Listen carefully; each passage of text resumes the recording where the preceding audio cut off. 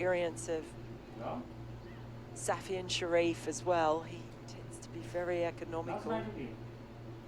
And Brandon McMullen can be just such a strike weapon with that swing. No Brad Curry. Karen KC returns the attack for his final over. 10th and final being the pick of the attack for me. Yeah, I think the absence of Brad Curry will give Nepal a real chance in this chase. Whatever they end up chasing, he's been the one who's consistently taken wickets again and again and again. They don't have the X factor or pace of Chris Soul or Gavin Main right now. They don't have Brad Wheel, who's down in county cricket. Josh Davey plays very, very infrequently at the moment for Scotland. They don't have the two batters, of course, Michael Jones or Andrew Mead, also down with their counties. So they're really relying upon what I would describe as a bit of a workman-like attack right now. As Lees pumps this down the ground, flop bats it for 6. What an audacious stroke that is. There he is. There he is. That is classic Michael Lees. If I was talking before about Richie Berrington having hot spots square of the wicket, Michael Lees loves to hit it down the ground in the V. That is where he loves to score his runs, and that was a terrific shot. This is why we don't see Karen Casey tend to bowl at the death. What will he go to? Suspect it could be pace off, may go into the surface again. Instead he goes at a good length and driven for a single. The challenge for Powdell is that if he doesn't have those natural death options, having Rijan Dackle on the side gives him a bit more. And the fact that he hasn't gone to Dipender Singh Airi, it's just difficult to manage these last 10 overs, isn't it? It is, and especially, I did say Michael Lees coming out with, with about 7 overs to go is possibly around a sweet spot for him in some ways. And if he plays many more shots like that last one. So he's guided away over the offside. Gulshan Jha will have to chase a long way. Can Lees get 3? He'd love to get back on strike, but no is the loud call. And just as well, fine throw from the deep. That would have been a certain run out. Excellent work from Gulshan Jha.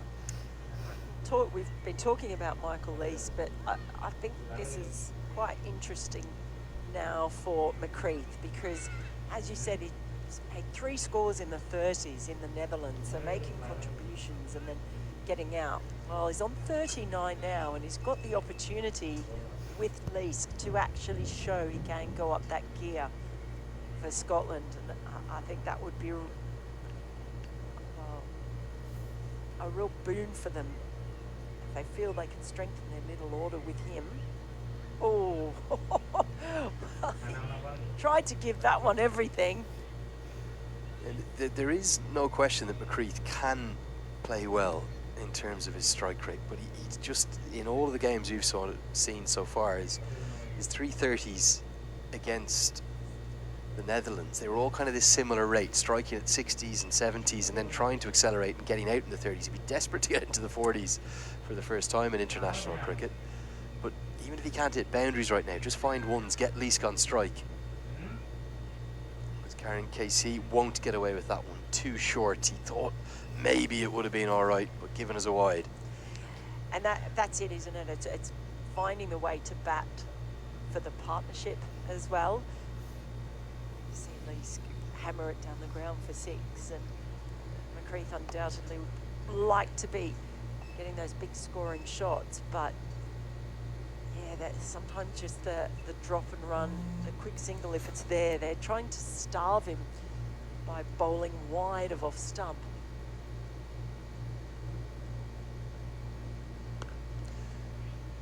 Will be the end of Karen Casey's spell. He'll finish with wonderful figures of 2 for 43 from his 10. It could have been even better for him today, to be honest. Such a wonderful servant, isn't he? And he's showing today and hopefully long into the future there's plenty of life and plenty of cricket to come from the great servant that he is. Tell you what, there's some pretty red shades as well. Reflecting. He always plays with a smile on his face, doesn't he, Karen Casey?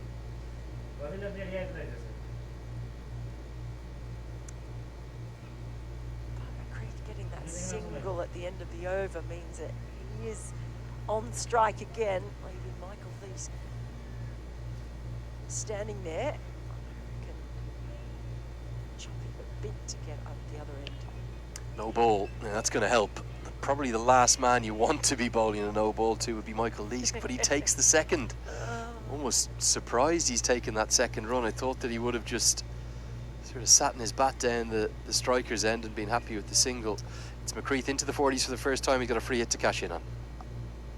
Yeah, this could be a good moment for McCreath if he's able to get this one away, get himself up there towards a half century.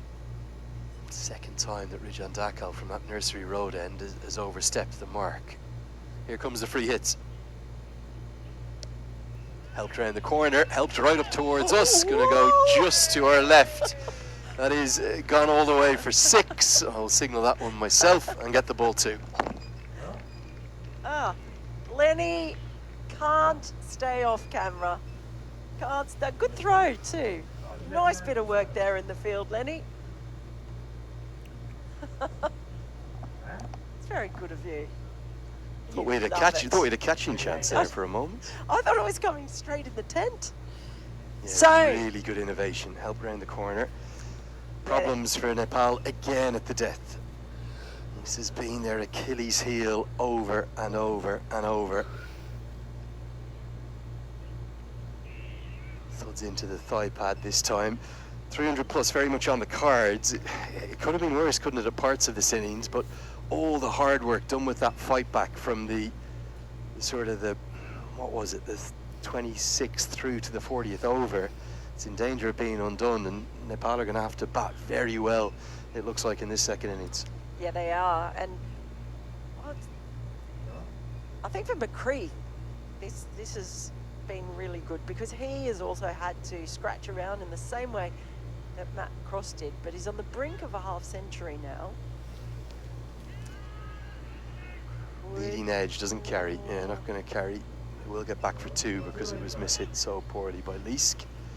Very ominous here. Leask is warming up. McCreath starting to excel right on the brink of a first international 50. That was the maximum. Fantastic work. And Look at that technique. I don't know about the little hop, skip and a jump afterwards. Just running away. Didn't want to be on camera. Face for radio. Face for radio. A rest. You didn't want to be on camera. You're trying desperately to get back into my box, back where I should be. Little slower ball from Dakal. He's been expensive today, hasn't he? Already gone for 72 in his 8.3 overs. Do wonder if he might be tempted by a wild card of bowling a couple of overs of Dipender Singh Airi here, right at the death. Probably more likely he'll turn to Gulshan Jha, I'd imagine.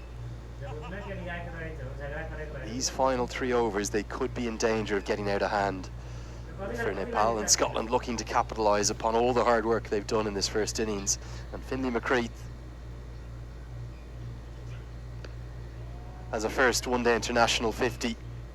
Special moment for the Grange man. He's long been thought of as one who is going to go on to higher honours. Beautiful ovation all around the ground. Even Sandeep Lamachani applauds the efforts of Finlay McCreath. It's the first one-day international 50 for him. Mel Farrell, it could be the first of many. Yeah, the age of 26. Look back at his involvement in the under-19 setup for a while, and then forcing his way in through really weighted runs, getting a few scores in the 30s. Wants 2 here. Leask should get them. Another horrid miss hit, really. Complete leading edge, but he'll get to 16 off 10. 3 to go. 275 for 5. Just had a message from a friend in Nepal. I won't name them because they won't want to be named. And he said, "Good throw, Lenny. You got your hands on the ball before Dipender Singh Airi did." Quite enjoy. No, that's a wonderful moment for McCreath. Having improved on the scores that he made in the Netherlands. So